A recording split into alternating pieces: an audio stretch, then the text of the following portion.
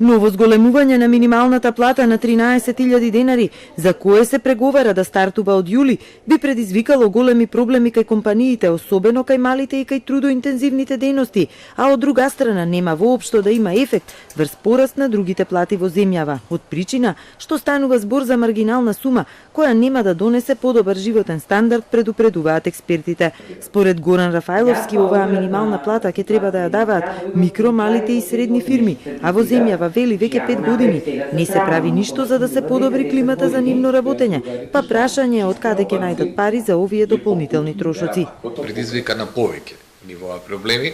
Прво, дали се има толку средства да се исплатат такви пари? Под број 2, дали им е одржлив бизнисот за да плаќаат толкави средства?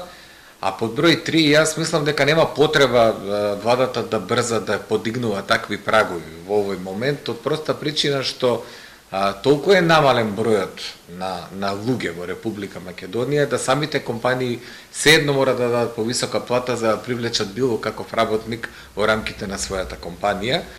Поради сите овие причини, сериозни бизнисмени веќе размислуваат да го преселат својот бизнис надвор од државава. Дел од стопанствениците неодамна предупредија дека поради дополнителните трошоци за плати, доколку за нив државата не даде парична помош, можеби ќе мораат да размислуваат и за отпуштања. За Рафајловски ова ќе зависи од тоа колку е одржлив нивниот бизнис.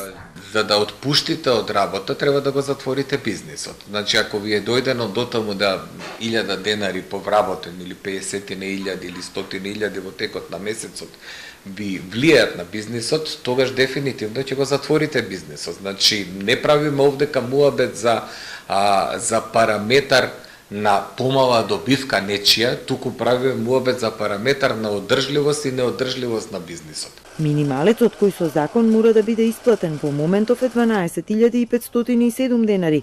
Во наредните месеци власта ќе преговара со синдикатите и со работодавачите и очекува дека ќе се најде решение од кое сите ќе бидат задоволни, а буџетот бил во добра форма и може да издржи нови субвенции за уште едно зголемување на минималната плата.